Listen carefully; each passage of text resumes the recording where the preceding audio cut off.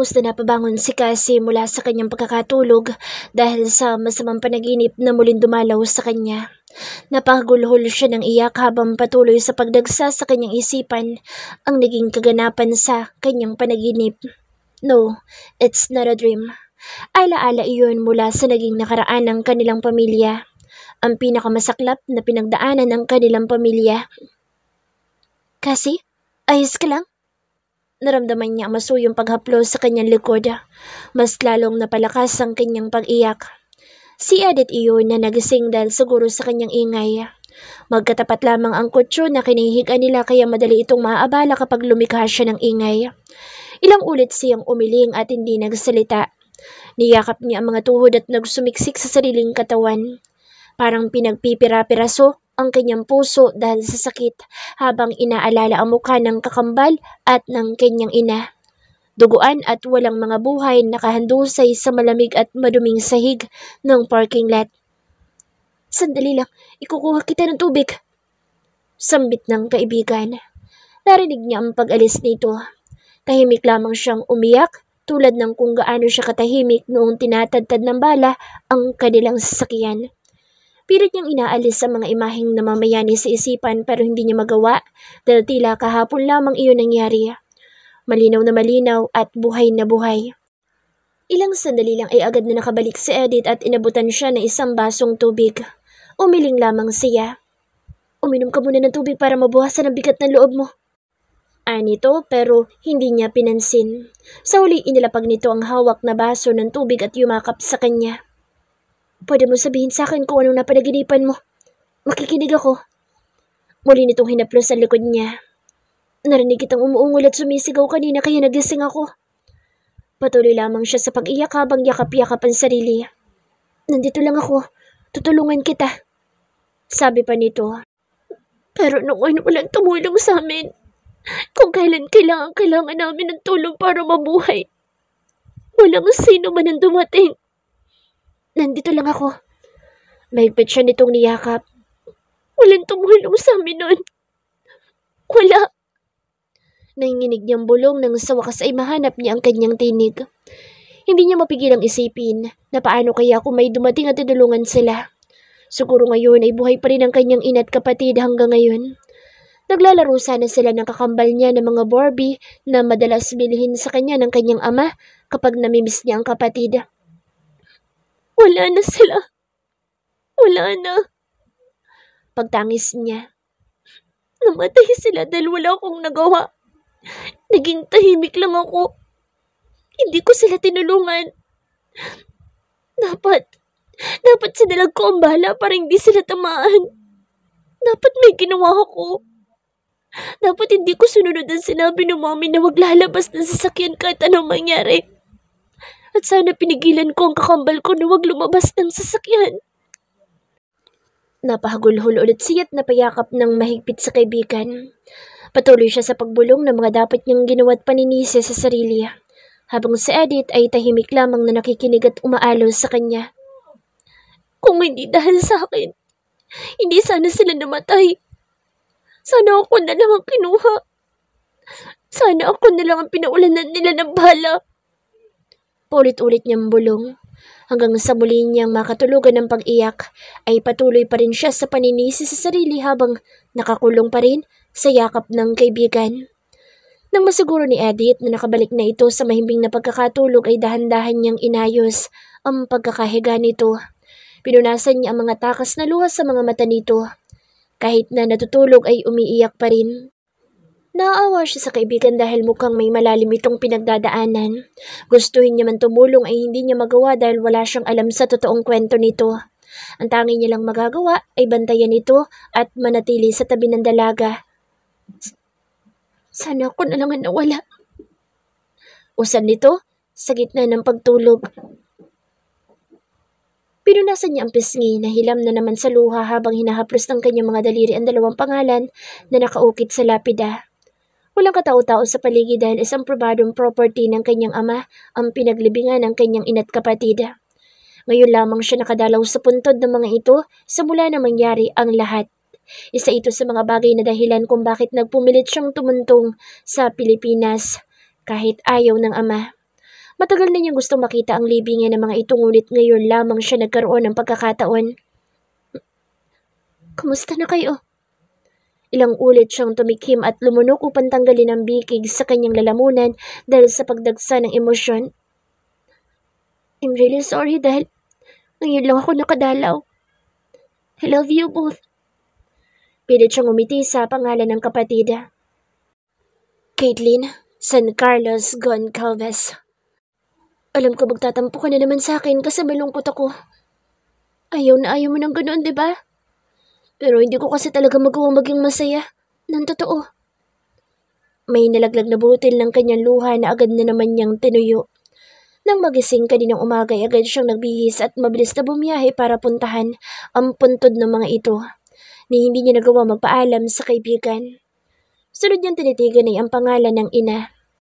Dorothy San Carlos Goncalves. You know, Mom, kahit na malungkot ako, may natagpuan ako isang lalaking mahal ko na ngayon. Gwapo siya kahit na masungit. Hindi ko na malaya na may kakaiba na pala ako naramdaman. Bago po kasi ako sa ganitong bagay. Alam niyo naman na kayo lang naman ni Daddy at Caitlin ang mahal na mahal ko pero kakaiba po ito eh. May malakas na heartbeat at pagkakapos ng hininga. Mariin niyang kinagat ang pang-ibabang labi upang pigilan ang panginginig nito. Noong bata pa siya, lahat ng bagay na nagpapasaya o nagpapalungkot sa kanya ikinukwento niya sa ina at miss na niyang gawin iyon.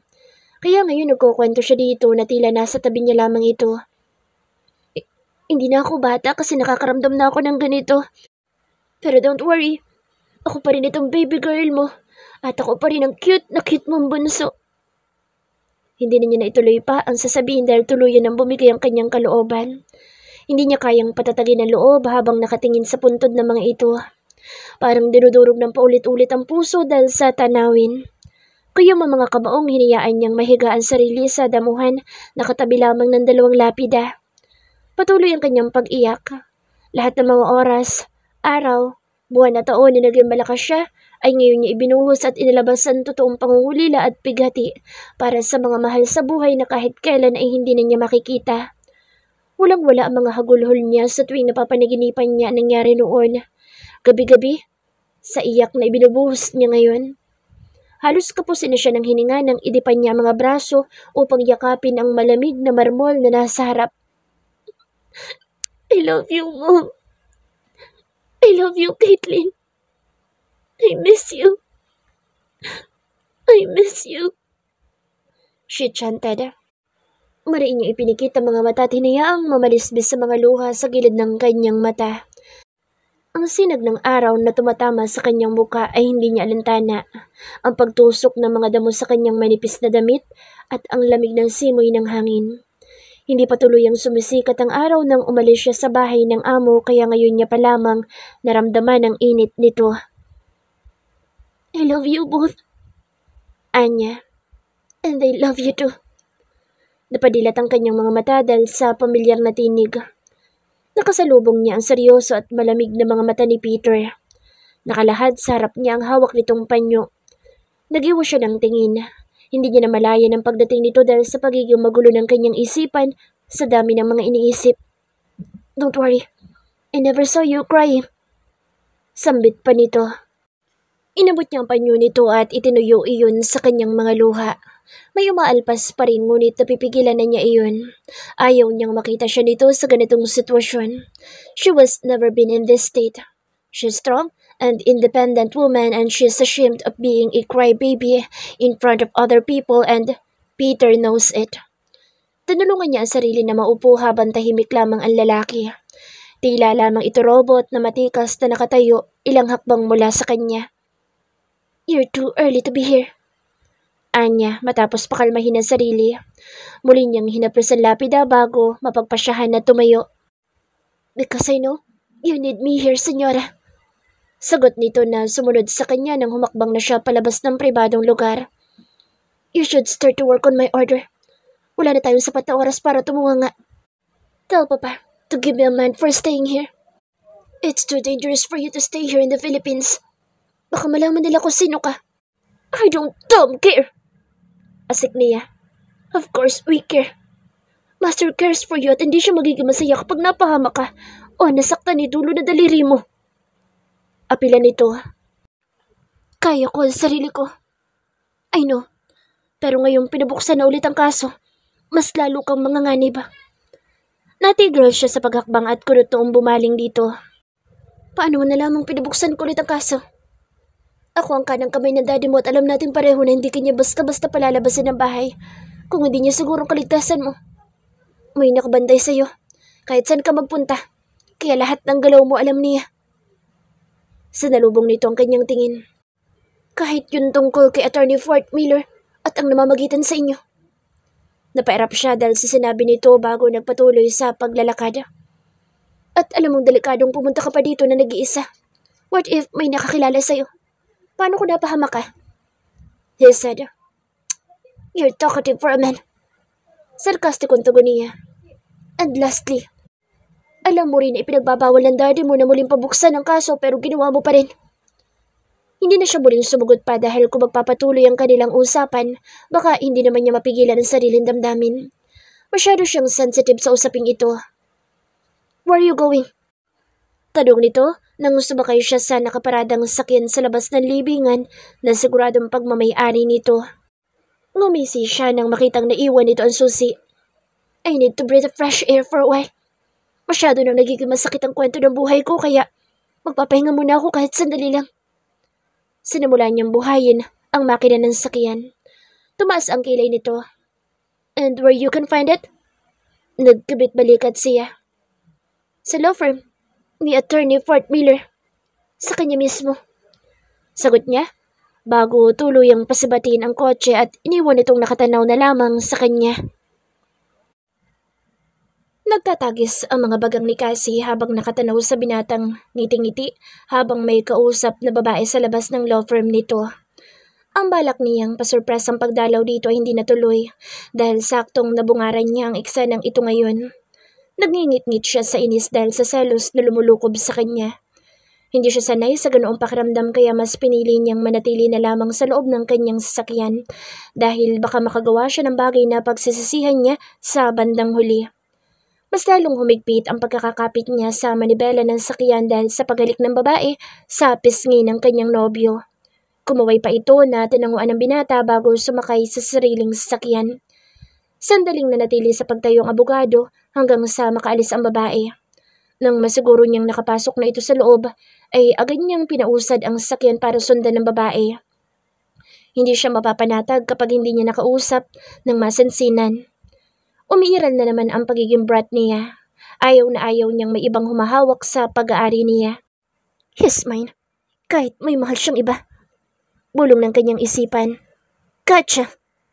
Nakangising tugon niya na makita ang sakyang gustong sundan. Mas binilisan niya ang pagmamaneho at napapasipol pa siya nang tuluyang makatapat ito. Nakita niya sa malapitan ng babae. Maganda ito at formal ang suot tulad ng palaging ayos ni Fort. Kung hindi siya nagkakamali ay abogada ito dahil sa ayos. Gusto niya pala mga gurang. Napasimangot siya. Kung itatabi kasi sa kanya ang babae talagang tila isa siyang bata. Bata pa naman siya pero mukhang neneng kumpara dito. Mas binilisan niya ang takbo ng sakyan hanggang sa tuluyan niyang maharang ang daraanan nito. Hindi niya alintana ang pagbunggo nito sa sasakyan ni Peter bago makapreno. Wala siyang pakialam kahit na masira ang sasakyan dahil mas marami ang kanyang kayang bilhin. Kalmado siyang lumabas ng sasakyan habang ang babae ay salubong ang mga kilay at padabog na isanarado ang pinto ng sasakyan ng makababa ito. What the hell is your problem? Asik nito. Galit na galit ito pero hindi man lang siya pinangatugan ng tuhod. Nagkabit-balikat siya. What the hell is your problem? Panggagaya niya sa boss nito na parang naipit na lata. Gusto niyang bumunghalit ng tawa. Paano niya natagalan na makapag-usap sa babaeng ito? Are you insulting me? Sino ka ba? Piko na ito kaya tuluyan siyang napabunghalit ng tawa pero biglang seryoso nang maalala kung bakit nagsayang siya ng oras na habulin ito. Ayoko lumapit ka ulit kay Fort. Panimula niya. Tumaas ang kilay nito. Attorney Fort Miller? At bakit ko naman yung gagawin? Kasi kapag hindi mo ginawa, mapipilitan akong baunan ng balay ang bungo mo. Nakangiti niyang sagot habang nilalaro sa mga daliri ang susi. Kaano-ano ka ba niya? And you stoop this low? How stupid you are. Siguro, isa ka sa mga babaeng nagkakandara pa sa kanya. Bitch! Ibababa mo ang sarili mo para sa isang lalaki lang? Isa ka ba sa mga naikaman niya at naghahabol dahil akala mo may aasahan ka? Puno ng panunuya ang bawat mga salitang binibitawan nito kaya napangisi siya. Alam mo ba na ang huling taong pinagsalitaan ako ng ganyan ay nakabaon na ngayon sa hukay? Pinagpepiyastahan na namang uod ang katawan at matagal nang wala sa mundong ibabaw? Humakbang siyang papalapit dito. At para sabihin ko sa'yo, hindi ako nagpapakababa at hindi ako isa sa mga babaeng naikaman niya. Baka ikaw. Napapalakpak siya na makitang natigilan nito. See? Sa reaksyon mo palang masasabi ko sa sarili mo pala tinutukoy mo sa mga sinasabi mo sa akin kanina. Mas lalo siyang lumapit dito. Dahil kahit naka-heels ito at siya ay simpleng rubber shoes lang ang suot ay mas matangkad pa rin siya ng konti dito. Isa ka ba sa mga naikaman niya at naghahabol dahil akala mo'y may aasahan ka? Balik niya sa kanina'y tanong nito. I'm not. Nauutal na sagot nito. Tumango siya. Okay. Tinalikuran na niya ito. Kapag nakita kong lumapit ka ulit sa kanya, sisiguraduhin kong masisira lahat ng pinaghirapan mo. Guguho ang tronong kinatatayuan mo. Bakit mo ba ginagawa ito? Natigil siya sa paglalakad. Because it's mine. Hindi na niya pinagtuunan ng pansin ang huling sinabi nito. Sapat na ang pagbabanta niya dito pero kung susuway ito ay gagawin niyang alam niyang tama para matigil ito sa paglapit kay Fort. Desperado man na naging aksyon niya pero ginagawa niya lang iyon sa takot na makuha ng ibang binata. Pinaharot niya pabalik sa law firm ang sakyan ngunit hindi pa man siya nakakarating doon ay muli siyang tumigil dahil sa pagtabi ng motor sa kotseng gamit niya. Nang huminto siya ay huminto rin ito at tinanggal na may-ari ang suot na helmet. Si Peter. Seryoso itong bumaling sa kanya nang ibaba niya ang salamin ng sasakyan. What? Asik niya dito. Nakakasawa bang magpanggap na inosente? Nagsasawa ka na bang ipakita sa lahat na mabait ka kahit ang totoo hindi naman? Naitirik niya ang mga mata. Ano bang gusto mong sabihin? Aren't you tired deceiving everyone surrounds you? Mas naging malamig ang boss nito ngunit sa malayo nakatingin. Saan patungo ang plano mo? At kailan ka pa nagsalita ng ganyan sa akin? Kailan ba lumambot ang puso mo para pagsabihan ako ng ganyan? You know why I am doing this shit. Hindi mo alam kung gaano kahirap na magpanggap na mabait at inosente sa harap ng lahat. Kahit anong totoo ay isa kang mamamatay tao at ang tanging gusto mo ay magiganti sa mga taong pumatay sa kapatid at nanay mo.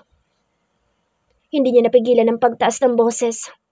Akala mo ba gustong gusto ko umapak sa bansa kung saan nagsimula ang bangungot ng buhay ko?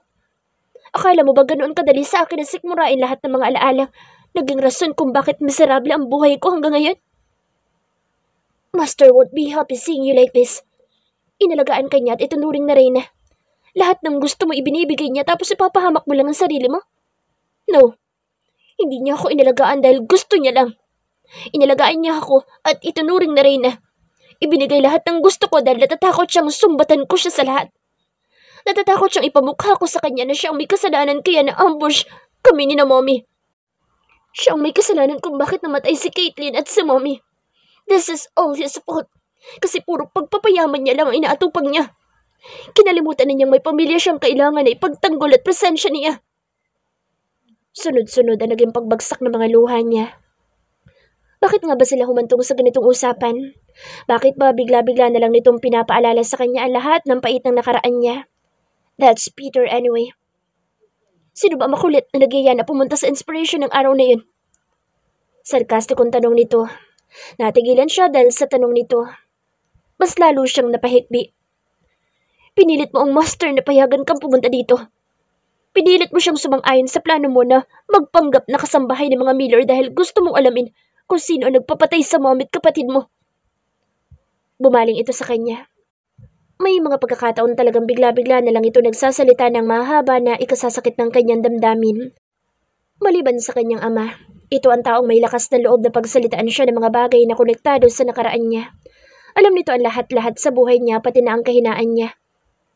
Lahat nasa plano mo. Pero anong koneksyon ang nakita ko kanina? Anong koneksyon ng abogadong hinarang mo sa mga plano mo kung bakit nandito ka sa Pilipinas? That's it. Ipinaalala nito sa kanya ang lahat para lamang maitanong ang bagay na iyon. May kakayahan itong manipulahin ang damdamin niya dahil alam niyang ang ina at kapatid ang kahinaan niya. Wake up, senyora. Falling in love with Attorney Fort Miller is not in your plan. Inabutan siya nito ng panyo. Padabog niya iyong hinawi ngunit hindi ito nagpatinag. Ito na mismo nagpunas ng kanyang mga luha. Huwag mo sayangin lahat ng pinaghirapan mo para lang sa pag-ibig, Senyora. Hindi na siya nakaimik dahil alam niyang lahat ng mga sinabi nito ay tama. Wala sa plano niya ang mabaliw sa isang lalaki habang hinahanap ang hustisya ng ina't kambal niya. Nang umapak siya sa Pilipinas, ang makapaghiganti ang tanging nasa isip niya. Pumasok siya sa buhay ng mga Miller at nagpanggap upang simulan ang plano. Attorney Fort Miller is well-known lawyer. At ito ang unang pumasok sa isip niya na kukunin ang kalaban kapag muli niyang pinabuksan ang kaso. At hindi siya nagkamali dahil noong nakaraan ay nakita niya ang anak ng matandang Alvarez na pinaghihinalaan nilang amo ng mga armadong ng ambush sa kanila. Gustong kunin nito ang binatang abogado para maipanalo ang kaso. Ito ang pinakamalakas na kaaway ng kanyang ama sa negosyo noong mga panahong iyon at matindi rin ang pagkakagusto nito sa kanyang ina na hindi nito nakuha kahit na anong pilit nito. Pinakalma niya ang sarili habang pinag-iisipan ng mga salitang sinabi ni Peter kani-kanina lamang. Hindi nga naman tama ang ginawa niyang pagharang sa babae kanina dahil sa kagustuhan niyang lumayo ito kay Fort. Nagmukha siyang desperada at paano kung magsumbong ito sa binata. Baka paghinalaan nito ang pagkatao niya. Naiuntog niyang ulo sa salamin ng sakyan. Stupid! Stupid! Stupid! Yes, you are. Nakangising tugon ni Peter nang makita ang ginagawa niya. Sinamaan niya ito ng tingin. Why not compose yourself and clean your mess? Ano ito? Palagi mo nalang pinapasakit ang kalooban ko. Asik niya. I'm here to knock your head every time you forgot your mission. Why you're in this country. No more wasting of time, Senyora. We need to finish your plan as soon as possible. Ibinalik nito ang helmet sa ulo at walang lingon na iniwan na lamang siya basta. Inayos niya ang sarili at ilang minuto rin ang pinalipas bago niya lisanin ang lugar. Hindi na niya nagawang tumuloy sa law firm dahil nahihiya siya sa sariling realisasyon. I am not allowed to love him. Hindi niya na pinagtuunan ng pansin ang bigat ng kanyang nararamdaman. Kailangan niyang gawin kung ano ang plano niya. Marami na siyang naisakripisyo para sa hustisyang hinahanap niya. Kaya hindi dapat iyon masayang dahil lang sa unti-unti niyang pagkahulog sa binatang abogado. Natagpuan na lamang niya ang sarili na nakatanaw sa art school na dati ay gustong-gusto niyang puntahan. Ngunit dahil sa nangyari ay kusa niyang kinamuhian ang lugar. Medyo may kalayuan sa gate niya ipinarada ang dalang sakyan. Maraming pumapasok doon at tila sikat na iyon. Nasa pangangalaga pa rin iyon ng kanyang tita pero hindi na ito ang personal na nagtuturo doon. Marami na palang nagbago mula nang ma-ambush sila. Pero ang alaala para sa kanya ay parang kahapon lang nangyari. Malinaw na malinaw pa rin sa kanya kung paano bumaon ang mga bala sa katawan ng ina at kakambal. Ang pagdanak ng dugo at ang walang ampat na ingay dulot ng putok ng iba't ibang kalidad ng baril. Mariin niya ipinikit ang mga mata upang pigilan ang pangingilid ng luha. Minsan nakakapagod rin na panay na lang ang iyak pero kahit anong pagod niya, hindi pa rin nagsasawa sa pagdagsa ang mga laala sa kanyang isipan. Nakalimutan na niya lahat-lahat ang tungkol sa kabataan niya dahil na-trauma siya sa nangyari pero sa lahat ng alaalang tumatak sa kanya, mula pagkabata ay ang masalimuot pang parte ng kanyang buhay ang natira. Ang galing talaga magparusa ng tadhana. Ma'am? Ma'am, gumising na po kayo, gabing-gabi na po. Naalimpungatan siya dahil sa sunod-sunod na katok sa kanyang sasakyan. Kinusot niya ang mga mata dahil hindi niya na malayang nakatulog pala siya sa labis na sama ng loob habang nakatanaw sa art school. Ang inspiration. Ibinaba niya ang salamin ng sasakyan. Ho? Bumungad sa kanya isang matandang security guard. Nakangiti ito habang may dalang flashlight. Gabi na po, ma'am. At napansin ko pong kanina pa kayo nandito. May hinihintay po ba kayo? Lahat po kasi nagsiuwian na. Magalang nitong tugon. Sandaling napakurap-kurap si Cassie at napakamot sa pisngi bago pilit nang umiti sa matandang bantay. No, napadaan lang ako at inanto kaya sandali ko muna itinigil ang kotse. Anya. Nagpalingalinga siya sa paligid at hindi nga ito nagkakamali. Madilim na ang buong lugar at wala ng katao-tao. Palalim na rin ang gabi. Ganoon po ba? Mas mabuti po kung uwi na kayo ngayon. Delikado po kasi sa lugar na ito lalo't nag-iisa kayo at babae. Paanong delikado, Manong? Curious niyang tanong. Umiling ito. Huwag niyo na pong pansinin ang sinabi ko, ma'am. Umuwi na po kayo at gabi na. Nakita niyang wala itong balak na sagutin ang tanong niya kaya napilitan siyang magpaalam at magpasalamat sa paggising nito sa kanya. Minsan, sa buhay ng isang tao, may mga desisyon tayong ginagawa dahil sa masidhing emosyong ating naramdaman, tulad ng galit at puot, dahil sa mga taong ipinagkait sa atin ang kaligayahang minsan nating natamasa. Pilit ang ngiti sa mga labi ni Cassie habang naglalakad papasok ng malinis na bakuran ng mga amo. Kahit papaano ay guminhawa ang kanyang pakiramdam dahil nabigyan siya ng pagkakataon na ipakita ang tunay na pagkatao kahit na isang araw lamang. Nakakapagod rin ang magpanggap na ayos lang kahit ang totoo ay araw-araw siyang dinadalaw ng masasamang bangungot ng kanyang buhay. Nakakapagod ring ipakitang masaya ka kahit ang totoo ay nawawasak ka. Nakakapagod magpanggap na mabuti kang tao kahit sa isipan mo ay nais mong pumatay dahil sa nag-uumapaw na galit. She was never been an innocent tulad ng pagkakakilala sa kanya ng mga taong nakasama niya mula nang tumuntong siya sa Pilipinas. She was never been a naive woman dahil pinalaki siyang dapat alam ang lahat dahil sa paghahanap ng hustisya. Pinalaki siyang hindi takot sa pagdanak ng dugo. Pinalaki siyang normal lamang ang pagpatay lalo kung makasalanang mga tao ang pinag-uusapan. Pinalaki siyang kayang ipagtanggol ang sarili, lalaki man o babae ang kalaban. She is the opposite person on who she is today. Sarap ng marami, sa harap ng hindi nakakakilala sa kanya. Where have you been, hon? Napaigtad siya dahil sa malamig na boses na sumalubong sa kanya nang pumasok siya sa kabahayan. Sandali siyang natigilan dahil hindi niya inaasahang nandito si Fort. Nakaupo ito sa couch habang kaharap ang mga papeles. Suot ang reading glasses nito na lalong nagpatingkad sa pagiging gwapo ng mukha. Hindi ito nakaharap sa kanya dahil abala sa ginagawa. He is wearing a black sando and blue pajama. Naglibot-libot ako eh. Napapakamot sa pisnging sagot niya. Napangiwi siya sa sariling palusot. But despite of everything, one thing is for true. Isang bagay ang totoo sa lahat ng kasinungalingan niya. Yun ay ang kanyang nararamdaman para sa binata. She loves him. May mga bagay nga siguro sa buhay natin na hindi natin makokontrol. Dadating at dadating kahit wala sa planong ating inaasahan. Kaya niyang dayain ang lahat sa paligid niya pero hindi ang kusang pagkabaliw ng puso niya kapag si Fort ang usapan. Minsan nakokonsensya siya sa isang bagay na ito rin ang nagturo sa kanya. Noon ay wala siyang alam sa salitang konsensya ngunit ang pagmamahal niya para rito ay tinuruan siya ng hindi niya namamalayan. Nakokonsensya siya sa pagpapanggap na ginagawa pero para iyon sa hustisyang matagal na nilang inaasam ng ama at walang makapagpapabago noon. Naglibot-libot at inabot ka ng 10 oras ng gabi? Sarkastiko ang tinig nito na ngayon ay nakatingin na sa kanya. Napanguso siya dahil para itong tatay ko magtanong. Naligaw ako? Aniya. Halos karaniwan na rin ang paglabas ng mga palusot sa bibig niya. Tanda na sanay siyang nanlilinlang ng mga tao. Nakita niya ang pagtaas ng kilay nito na halatang hindi naniniwala. Ano pang aasahan mo kasi? Abogado yung kaharap mo kaya hindi basta-basta maniniwala sa lame mong palusot. Padabog siyang umupo sa single couch na kaharap nito. Nakasunod ang tingin nito sa kanya. At least ako, ginabing umuwi kasi naligaw. Hindi katulad ng iba dyan na hindi man lang tumawag sa akin dahil busy sa pagkikipaglandian sa unano niyang babae. Hindi niya napigilan ang paglabas ng inis dahil naalala niya nakita niya sa law firm nito kanina. Natauhan siya sa mga sinabi ni Peter kanina pero ganoon talaga siguro ang pusong nagmamahal. Hindi mo namamalayang nagpapakababa ka na at nagpapakadesperado. What are you saying? Mas lalong kumunot ang noon nito. Inirapan niya ito habang nakasimangot at imbis na sumagot ay minabuti na lamang niyang tumayo para magpunta sa kanyang silid. Hey! Hey! Halika nga dito! Bago pa siya tuluyang makaalis ay nahila na nito ang kamay niya at bumagsak siya sa kandungan nito. Automatiko ang pag-iinit ng magkabila niyang pisngi pero hindi niya iyon ipinahalata. Hindi pa rin siya sanay na ganito ang binata. Mas nasanay siyang masungit ito.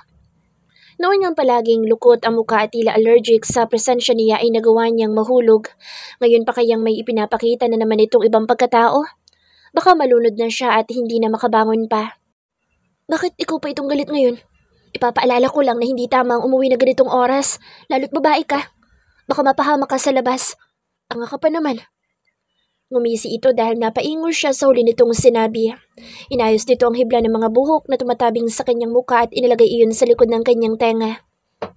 Saan ka galing? Huwag mong ibahin ang usapan. Hinalikan siya nito sa sentido. Napapikit siya at napangiti ng gumaan ang kanyang kalooban dahil sa ginawa nito. Nag-iwas siya ng tingin. Pumunta ako sa firm mo kanina. What? Bakit hindi kita nakita? Muli na naman siya nitong hinalikan ngunit sa noon naman ngayon. Paano mo ako makikita? Busy ka kaya sa pagkipaglandian sa unano na iyon? Sino unano? At hindi tamang nalalait ka ng kapwa. Ewan, basta yung babae sa labas ng firm mo kanina. Ngiting-ngiti ka pa habang nakikipag-usap doon. Pero kapag akong kausap mo, you're so grumpy and irritated. Palagi pansalubong ang kilay mo like inaabangan mo magkamali ako para pagalitan. Nagpumilit siyang bumaba sa kandungan nito dahil totoong naiinis na siya ngayon dito. Pero mas sinapit siya ng binata at hinigpitan ng pagkakayapos sa kanyang bewang.